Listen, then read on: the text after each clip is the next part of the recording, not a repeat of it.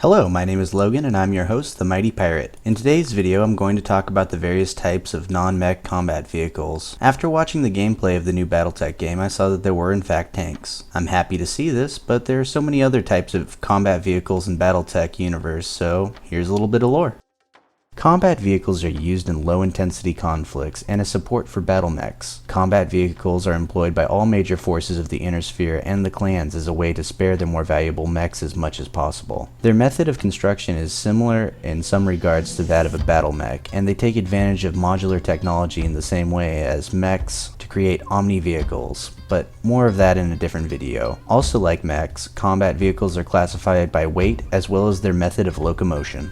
In many cases, combat vehicles can be just as good, if not better, than their battle mech counterparts. Combat vehicles are structurally weaker, and for some designs not as maneuverable as mechs. A tracked vehicle, for example, can't negotiate dense woodland or deep waterways as well as a mech. However, they do use the same weapons, armor, and technology found on mechs. Ground vehicles also benefit from the fact that they have a lower center of gravity and a larger footprint than mechs, allowing for more stability on the move and when sustained firing. Though most are powered by internal combustion engines and limited to ballistic or missile weaponry, this combined has its advantage in their design and allows them to shed waste heat more efficiently. Power amplifiers allow for ice-equipped vehicles to use their lasers and other energy weapons. Other vehicles are built with their own fusion engines and are still often cheaper to produce than most mechs. So there are 5 weight classes of combat vehicles, and many ways for them to get from point A to point B, which is categorized as locomotion type. Light vehicles are primarily used for reconnaissance with a maximum weight of 35 tons. Their design is based almost exclusively on speed. This category is dominated by hovercraft, although tracked and wheeled vehicles do exist in this category.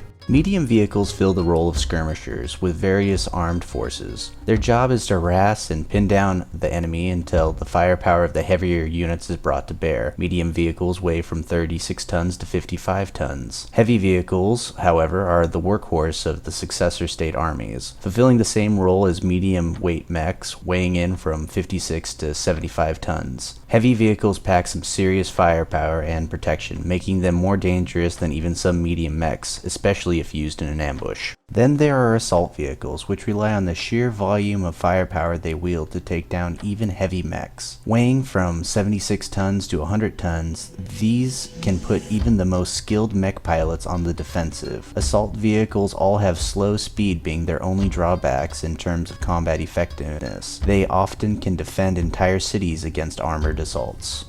Finally, super heavy vehicles. They are extremely large combat vehicles and almost exclusively used in defense, artillery, and command combat roles. Other than their sheer weight and size, they are extremely similar to assault vehicles. They are usually 1 level, or 6 meters in real life, taller than any other combat vehicle. Depending on their locomotion types, they can also have colossal weights. The track types can weigh between 101 to 200 tons, while naval types can be as heavy as 555 tons maximum weight. They were, prior to the post-Jihad era, primarily considered experimental vehicles. However, they were later rated as regular accessible technology and hit mass production in the Inner Sphere by 3075. So, like I said before, there is weight and locomotion as classifications. From what I could find, there are 6 common types of locomotion, being hovercraft, tracked vehicles, wheeled vehicles, VTOL craft, wiggy, and finally naval vehicles. Hovercrafts are amongst the most fastest ground vehicles and attain such high speeds by generating lift from powerful fans underneath a flexible skirt, creating a cushion of air that it rides on. By nature of its lightweight design, the skirt is also very susceptible to damage from weapons fire and natural hazards. Tracked vehicles use loops of interlocking metal plates known as tracks. While not as fast as hover or wheeled vehicles, tracked vehicles have no weight cap, allowing them to mount the heaviest weapons and armor. Wheeled vehicles, by contrast, produce locomotion by military-grade wheels and transmission systems, achieving the middle ground in terms of speed between hover and tracked vehicles. Despite their off-road capabilities, they are less able to handle difficult terrain than hover vehicles. Now for the Pseudo Flyers, starting with the vertical takeoff and landing craft, or VTOL craft for short. These machines use directional jets or rotors to achieve flight, allowing for high speeds and maneuverability over any terrain. Their light weight, however, allows for limited armoring, and their means of locomotion is particularly vulnerable to damage from weapons fire. And the other pseudo flyer is a wiggy craft, a cross between a hovercraft and an aircraft, utilizing the aerodynamic principle known as wing and ground effect, or wiggy, to produce limited lift. This allows them to achieve the same speed and maneuverability as a hovercraft without the vulnerable skirt. Vehicles of this type are mostly used for transportation purposes.